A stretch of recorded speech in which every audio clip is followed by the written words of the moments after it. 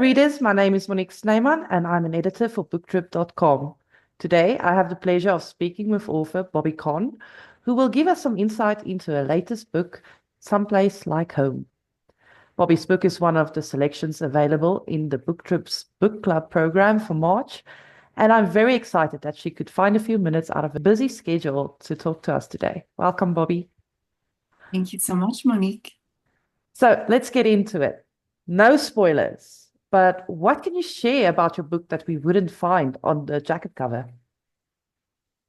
Yeah, I think that's a great question because I think most of the satisfying books we read have so much more to them than what you can fit on the cover of a book. This one, I think one of the things that stands out the most is it's an exploration of ordinary lives and specifically ordinary women's lives, which don't often seem to be celebrated as worthy of storytelling. And if anyone reads the personal note that I wrote for the book club inclusion, I really do think that it's important for us to look at ordinary lives and find the extraordinary within them. And our stories are are intertwined with one another's. So I think there are real moments of brilliance and beauty and meaningfulness that we can find when we look for them. So that is something that's certainly not spelled out on the cover, and I hope readers will discover within those pages. Like that. Thank you. Why would Someplace Like Home make a great book club selection? So that's really tied to, just that exploration of so-called ordinary lives. I think that people who love to read are looking for stories and enjoying stories that, sometimes transport them, but also allow them to discover something about themselves and learn something about themselves. So I think based on readers' feedback and even my editors and publishers' feedback, I think that someplace like home, even though most people won't relate to every single aspect of the story, and they won't relate to the protagonist and everything she goes through, hopefully, because it is a difficult story.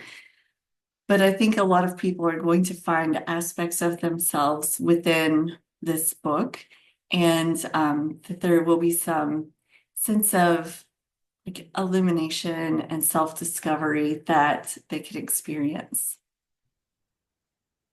What's the best book, fiction or not fiction, that you've read in the last year and why? So I recently read a book, it's a novel, Five Oaks, by my friend and former colleague, Julie Hensley.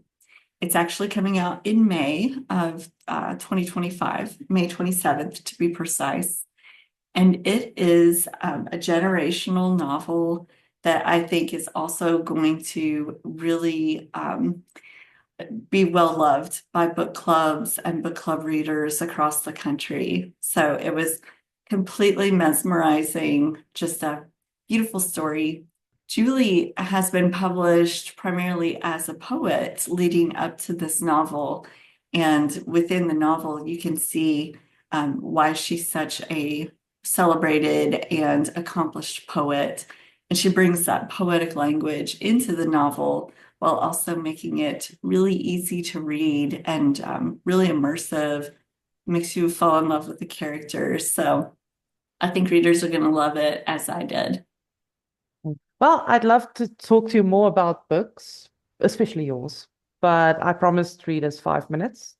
So we'll have to wrap this up so they can go read your book. Oh, thank you. Thank you so much for being here and spending some time with us.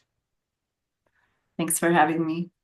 For more information about Bobi's book, please check out the book club page on the booktrib.com website. Until next time, bye.